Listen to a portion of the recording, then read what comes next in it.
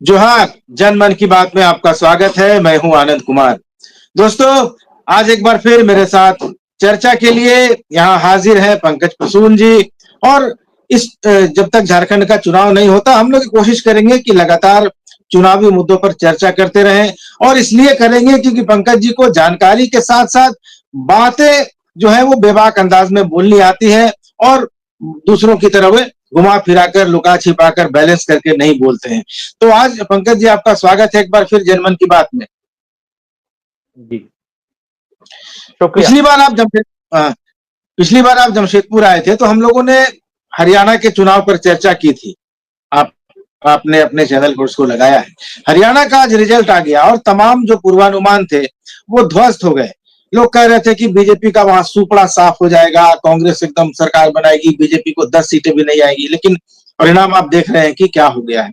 तो एक तो क्या एग्जिट पोल जनता का मिजाज सही में समझते हैं, या जैसे तैसे एक पोल जारी हो जाते हैं?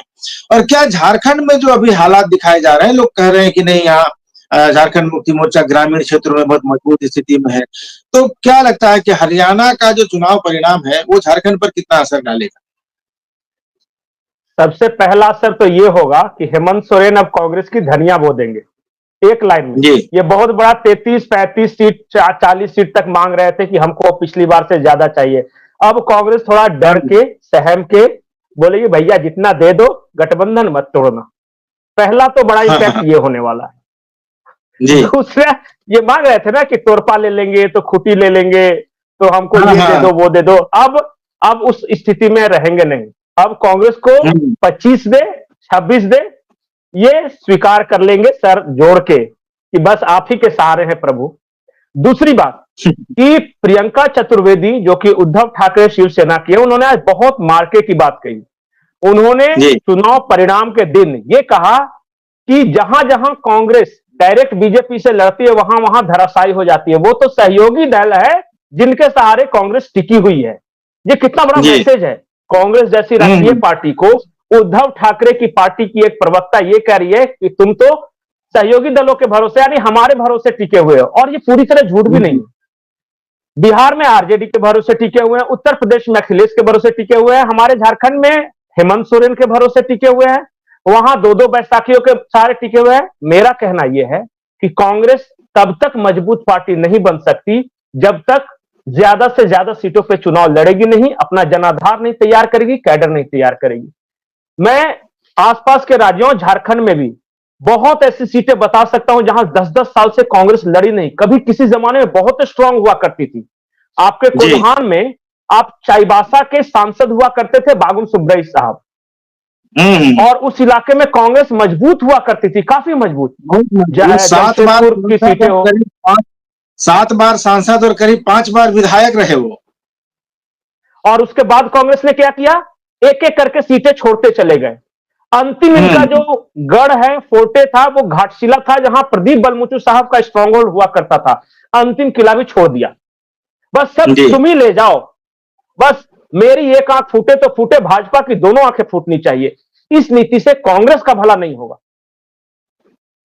तो इस बार तो कुछ नहीं हो सकता। इस बार जो पहला इंपैक्ट यही हुआ कि कांग्रेस बार्गेन करने की स्थिति में अब नहीं है, महाराष्ट्र में भी नहीं और झारखंड में भी नहीं। दूसरा जो बड़ा इंपैक्ट हमारे राज्य पे होगा वो ये कि पिछले कुछ चुनाव से मैं देख रहा हूं, जहां जहां दबंग जातियां ज्यादा वोकल होती हैं, वहां वहां सामाजिक रूप से जो कमजोर जातियां होती हैं वो गोलबंद होती जाती हैं। जैसे हरियाणा में जाट, हर जगह जाट मुख्यमंत्री बनाएंगे, 10 साल से गैर जाट राज कर रहा है, जाट बर्दाश्त नहीं करेगा, ये सब जब वो बोलते थे ना, तो बाकी लोग जो वहां के बनिए हो गए, सैनी हो गए, दलित हो गए, वो चुपचाप सुनते थे, वो बोलेंगे नहीं, लेकिन ईवीएम तो उनके पास है ना। वो चीज कोई नहीं समझ पाया। जैसे हम भी पत्रकार के रूप में जब माइक लेके बूम लेके आप जाइए तो 4 जाट लड़का बोल रहा है तो वहां 10 चुपचाप बैठे हुए, वो बोलेंगे नहीं, कितना भी बोलिए, बोले नहीं भैया जो बोल रहे हैं वही सही कहें, क्योंकि पता है गांव में ये मारा पीटी करेगा मेरे साथ, तो वो क्यों बोलेगा। लेकिन रिजल्ट में ये दिख जाता है। झारखंड में जो वोकल जातियां हैं, मैं बता रहा हूं, जो वोकल जातियां हैं वो ज्यादा बोलेंगी तो दूसरे गोलबंद होंगे। हमारे यहां जो झारखंड में है वोकल जातियां कौन कौन है, आदिवासी, सवर्ण और मुसलमान। जिन जिन सीटों पे ज्यादा बोलेंगी, अगर आज इरफान अंसारी जोर जोर से बोलना शुरू कर दे कि अब तो जिहाद होगा, वोट जिहाद होगा, तो देखिएगा कि बाकी सब लोग कैसे एकजुट होते हैं। अगर कल को जाके भानु प्रताप शाही या रणधीर सिंह बहुत ज्यादा बोलने लगे कि इस बार हम लोग तो मियां को सबक सिखा देंगे, तो नुकसान हो जाएगा। आपको बहुत हम्बल बन के रहना पड़ता है। दूसरा सबक यह है। तीसरा सबक यह है माइक्रो मैनेजमेंट। सोशल मीडिया पे देखिए, पैसे देके कुछ भी ट्रेंड करा सकते हैं और उससे बहुत ज्यादा इन्फ्लुएंस होना नहीं है। जमीन पे माइक्रो मैनेजमेंट किसका ज्यादा बेहतरीन है। मैं देख रहा था एक जगह कि राष्ट्रीय स्वयंसेवक संघ ने 16,000 बैठकें की थी हरियाणा में, और लगभग हर 10वें आदमी तक पर्सनली वो टच किए थे इस चीज को। इसका वैल्यू है। नायब सिंह सैनी बहुत हाई प्रोफाइल नेता नहीं थे, लेकिन सर्वसुलभ नेता थे। झारखंड के लिए वही है कि आप बड़े बड़े सभाओं, बड़े बड़े चेहरों, मैं खास करके बीजेपी के बारे में बोल रहा हूं कि आके ये बहुत ज्यादा इन्फ्लुएंस डाल देंगे, नहीं होगा। आप गांव गांव बूथ मैनेजमेंट पे, छोटे लेवल पे माइक्रो मैनेजमेंट पे ध्यान दो, तब असर करेगा। वही पिछली चुनाव में क्या हुआ था, रघुवर दास अब की बार 60 पार, अब की बार 60 पार, सारे मीडिया अब की बार 60 पार, रिजल्ट आया तो 26 भी नहीं, वो तो आ गए बाबूलाल, इसलिए 24 नहीं तो 25, तो कहां 60 कहां 25। इसलिए हवा बनाना जरूरी है, लेकिन उतना ही हवा हो जिसको जमीन से बैकअप हो। सिर्फ हवा हवाई से काम नहीं चलेगा। ये बहुत महत्वपूर्ण सबक है हरियाणा के चुनाव के लिए भी, और फिर झारखंड के भी जो विधानसभा चुनाव ने। पिछली बार हेमंत की कोई लहर दिख नहीं रही थी, न मीडिया में न इसमें, लेकिन उन्होंने एक एक सीट पे बारीकी से ध्यान दिया, माइक्रो मैनेजमेंट किया, रिजल्ट आप देख लीजिए, ये होता है। तो इस बार क्या लग रहा है आपको कि इस बार माइक्रो मैनेजमेंट किसकी तरफ से बेहतर हो रहा है, बढ़िया हो रहा है? देखिए, मैं ईमानदारी से बताऊं, हेमंत सोरेन के पास एक एसेट जो कि हाल के दिनों में आया है, वो है कल्पना सोरेन। हेमंत सोरेन और कल्पना सोरेन, ये दोनों मिलके झारखंड मुक्ति मोर्चा को एकजुट भी रख रहे हैं, वो चेहरा भी है, सब कुछ स्पष्ट है वहां। लेकिन वहां दिक्कत यह है कि बहुत सारे फुट सोल्जर्स जो कि पैदल सिपाही, जैसे चमरा लिंडा हो गए, चंपई सोरेन हो गए, लॉबिन हेम्ब्रम हो गए, एक एक करके धीरे धीरे अलग हुए, और जो मौजूद भी है उनमें से कई लोग थोड़ा सा नाराज हैं। तो फुट सोल्जर्स की नाराजगी को ये कैसे दूर करते हैं आने वाले वक्त में, वो देखना होगा। भारतीय जनता पार्टी के साथ दूसरी दुविधा है, यहां इतने सारे जोगी हैं कि मठ बस ही नहीं पाता है। सबको चुनाव जीतने से पहले ही ये देखना है कि मैं मुख्यमंत्री बन रहा हूं कि नहीं, शीर्ष पर समस्या है। लेकिन इनके फुट सोल्जर्स जो हैं, जो जमीन पे मैं जो घूम रहा था, वो इंटैक्ट है। इनके पैदल सिपाही सबसे बेहतरीन आज की तारीख में है। आप घूमिए मेरे साथ झारखंड और जाइए, कहीं आपको कोई समस्या होगी तो हो सकता है कि जो 10 लोग उस समस्या को सॉल्व करने में जो अप्रोच करे, उसमें 8 कहीं ना कहीं से बीजेपी का कार्यकर्ता होगा। तो कार्यकर्ता कैडर बहुत बढ़िया है, नीचे के इनके कार्यकर्ता अच्छा है, लेकिन जो जो प्रदेश स्तर के जो नेता है ना, उनके बीच जो आपस में जो सिरपुटवल है, ईगो प्रॉब्लम है, ये नुकसान करता है। दूसरी ओर ईगो प्रॉब्लम नहीं है, नेतृत्व स्पष्ट है, लेकिन नीचे थोड़ा सा खाली हो रहा है, उस पर ध्यान देना होगा। दोनों पार्टियों के लिए सलाह है। जो कांग्रेस की हालत हो गई हरियाणा में, तो झारखंड में अगर कांग्रेस की वही हालत होती है, तो क्या वो हेमंत सोरेन को अपने साथ लेकर नहीं डूबेगी? देखिए, मैं स्पष्ट बोल दूं कि आरजेडी वाली गलती यहां हेमंत सोरेन को नहीं करनी चाहिए। आरजेडी ने विधानसभा चुनाव में कांग्रेस को 70 सीटें दे दी थी, मुश्किल से वो 22 जीत सके थे। यहां पे भी डिमांड बहुत ज्यादा है, अगर उस प्रेशर में झुके तो नुकसान हेमंत सोरेन को है। देखिए, बहुत प्रैक्टिकल होके जहां जीतने की स्थिति में है, जो वहीं पे लड़ना चाहिए। डिमांड करने का क्या है, डिमांड करने के लिए तो आरजेडी भी 22 सीट मांग रहा है, तो मांगने में कोई बुराई नहीं है, लेकिन देना कितना है, कितने पे एडजस्ट करना है, कितना जीतने की स्थिति में है, बहुत सावधानी से ख्याल रखना होगा। आज की तारीख में कांग्रेस के पास 17 सीटें हैं। तमाम जो मैं ऑब्जर्व कर पा रहा हूं, कांग्रेस 8 से 10 मैक्सिमम जीतने की स्थिति में है। लेकिन अगर उसे 30, 40, 35 अगर दे देंगे, तो जो माइनस होगा वो तो महागठबंधन के खाते से ही जाएगा ना। इस चीज को ध्यान में रखना होगा। पिछला चुनाव देखेंगे तो झारखंड मुक्ति मोर्चा 43 सीटों पर लड़ा था और उसको 30 सीटें मिली थी। कांग्रेस 31 सीटों पर लड़के 16 सीटें जीती थी और आरजेडी 8 सीटों पर लड़कर सिर्फ 1 सीट जीता था। तो अगर यही कॉम्बिनेशन बनाएंगे और कांग्रेस अगर नीचे रह जाएगी, तब तो जाहिर है कि हेमंत सोरेन को के सत्ता में आने की संभावनाओं को नुकसान होगा। लेकिन अब थोड़ा भाजपा की बात कर लेते हैं।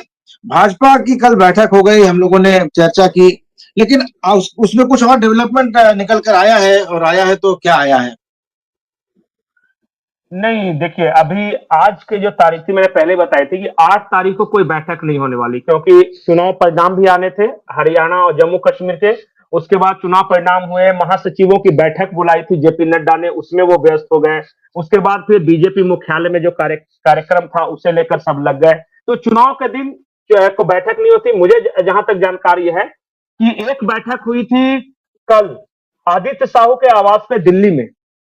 वहां जो ये सब लिस्ट लेके गए थे, वहां पे इन्होंने काफी कुछ मंथन किया है, उसको थोड़ा बहुत वहां संशोधन भी हुआ है। उसके बाद राज्य स्तरीय नेता आ गए हैं। अब मामला सिर्फ इतना है कि अब सिर्फ जो टेबल पे रखना है, जो कि केंद्रीय चुनाव समिति है, अब जो करना है वहां करेगी। अब जो ये राज्य जो प्रदेश इकाई है, जो यहाँ की यूनिट है, इसका बहुत ज्यादा अब कुछ करने को रहा नहीं। इन्होंने जो लिस्ट देनी थी वो दे दी। हाँ, एक बात जरूर होगा कि संगठन मंत्री और प्रदेश अध्यक्ष ये दोनों उस मीटिंग में मौजूद होते हैं जिस राज्य की बैठक होती है, जिस राज्य को लेकर केंद्रीय चुनाव समिति बैठक आती है, तो उस मीटिंग में होंगे। लेकिन ज्यादा से ज्यादा इनसे ये पूछा जाएगा कि इसका नाम दिया तो क्यों दिया, इसका कम है तो क्यों कम है, मतलब इस तरह से। लेकिन अंत में फैसला लेती है केंद्रीय चुनाव समिति, जिसकी बैठक कल होनी हो, परसों होनी हो, लेकिन 1-2 दिन में बैठक होनी है। उसके बाद लिस्ट आ जाएगी। तो मतलब उम्मीद की जा रही है कि 10 तारीख तक, तो 10 तारीख तक सूची आ सकती है, 10 या 11 तक। जी, 10 तारीख तक बैठक हो जाएगी, और बैठक के तुरंत बाद वो सूची जारी करते हैं, 1 दिन बाद जारी करते हैं, या 10-11 को यही होगा। इस बार एक और आपने सवाल किया, वो चूक गए हम। जी हाँ, ये भी तो बात है ना कि दशहरे के दिन करेंगे या नहीं करेंगे, ये भी देखना होगा। तो हो सकता है कि 12 तारीख हो जाए, 13 हो जाए, लेकिन तैयार है मामला। अब कुछ बहुत ज्यादा डिस्कशन करने को वहां बचा नहीं है। जो करना है केंद्रीय नेतृत्व को करना है, यहां से सारा कुछ मंथन होके चला गया है। जी हाँ, आप कुछ बोल रहे थे कुछ। मैं ये कह रहा था कि एक चीज जो हम मिस कर रहे हैं, आप कह रहे थे कि पिछली बार 33 सीट पे कांग्रेस लड़ी थी, 8 सीट पे आरजेडी लड़ी थी। इस बार लेफ्ट भी आई है, और हेमंत सोरेन ने बहुत समझदारी भरा फैसला लिया है कि लेफ्ट पार्टियों को अपने साथ जोड़ा है। देखिए, लेफ्ट के वोटर, आरजेडी के वोटर, कांग्रेस के वोटर हो या झामो के वोटर, ये सारे एंटी बीजेपी वोटर हैं। और एक बहुत बड़ा तबका, एक अंग्रेजी में शब्द है रिवेंज वोटिंग, मतलब बदला लेने के शक्ति में वो वोटिंग करता है। उसमें लेफ्ट बीजेपी के खिलाफ बदला लेफ्ट के जो वोटर है वो करेंगे। तो ये एडेड एडवांटेज होगा। उसमें क्या करना होगा, इन्हें कांग्रेस की भी सीटें कम करनी होगी, आरजेडी की भी सीटें कम करनी होगी, और जरूरत पड़ी तो हेमंत सोरेन अपनी सीटें भी कम करेंगे। लेकिन मुझे जहां तक जानकारी है, 4 या 5 सीट लेफ्ट को देने वाले हैं, जिसमें बागोदर वाला फिक्स है, निरसा वाला फिक्स है, और राजधनबाद राजकुमार यादव का फिक्स है। 3 फिक्स है।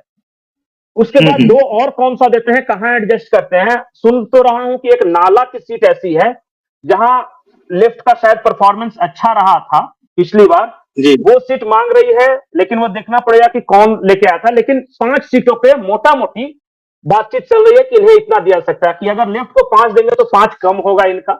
तो 5 किससे कम होगा, आरजेडी से कम होगा, कांग्रेस से कम होगा, झामू से कम होगा, या फिर तीनों से कम होगा। इस बात पे देखिए, अभी बैठे नहीं है ये लोग, दशहरा के बाद ये भी बैठने वाले हैं।